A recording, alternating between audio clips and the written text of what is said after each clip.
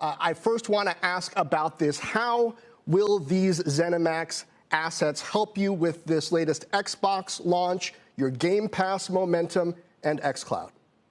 Yeah, I mean, gamers love great games. You just mentioned we've got the Xbox consoles going on pre-order tomorrow for the next generation. Just last week, we added Game Pass cloud streaming so people can play this Game Pass library across all of their phones, the Android phones out there. And then obviously Game Pass, which is the largest game content subscription out there, 15 million subscribers and growing. So getting to work with ZeniMax to bring their amazing collection of games to Game Pass is just an incredible opportunity for us. Now, financially, when will this be accretive? Are you making cuts to this company as you acquire it, or are you going to leave it alone? Our plan is to leave it alone. I mean, ZeniMax has an amazing track record of building great games. Our goal is to make ZeniMax the best ZeniMax they can be, working individually with their studios on the great platform technology that we have, getting their creators' feedback into the things that we need to go build. That's just a critical flywheel for us innovating, is the feedback of the world's best creators on our platforms. Tell me about the gaming ecosystems overall. Microsoft has spoken out against the way that Apple controls its App Store on those lines, but how is that really different from the percentage that console makers take on games on their platforms? When you get large-scale general compute platforms like mobile phones, people should have access to the great content and services that are out there, and we remain committed to that.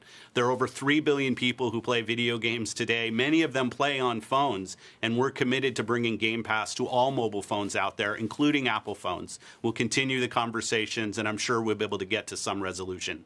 Yeah, I'm not sure that gets to the core issue of how it's different, though. What is the core issue? I mean, 30% take? Is it how they're trying to command the way you do games in the cloud that also work through the App Store? Our biggest issue isn't a financial issue. Our biggest issue is that cloud game streaming apps are actually not allowed in the way that Game Pass is built for other platforms. So for us, this is about gamers having great access to the content from the creators they love on the devices they own. Play the games that you want with the community that you want to play on the devices that you have. That's our goal.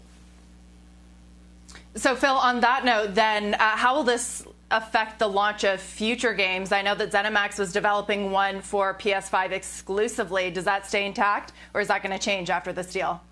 Yeah, the commitments we've already made with the gamers out there on the games that people know about, we will continue with those commitments. The thing this is really about is a huge investment in our Xbox community. They know that the great games coming from ZeniMax and all of those studios, we're now at over 23 studios inside of Xbox, those games will be able to come to the Xbox community. They'll come to Game Pass day and date, and people will have just an amazing collection of great games to continue to play on Xbox.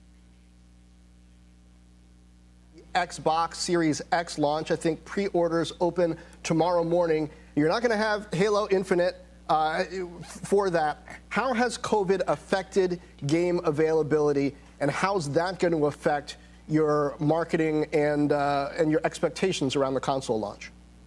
Yeah, with people sheltering in place, work from home, we've seen incredible engagement in the gaming community over the last few months, and we're really proud of the way that gaming has been able to play such a pivotal role for people. But you're absolutely right. Games today are hundreds of people coming together to build these massive games, and it's important that we're conscious of the safety of our teams, and it does have an impact on production, and you're seeing some of that out there. But when we look at this launch and people's appetite for gaming right now, we're very bullish on how our pre-orders are going to go tomorrow. We have the most powerful console in the market. We have the most affordable console in the market. We've got things like Xbox All Access that allow people to join this next generation of gaming for $24.99 a month, no upfront cost. You get a console and Game Pass. In times like this, I think that accessibility of price point and offer is really, really important.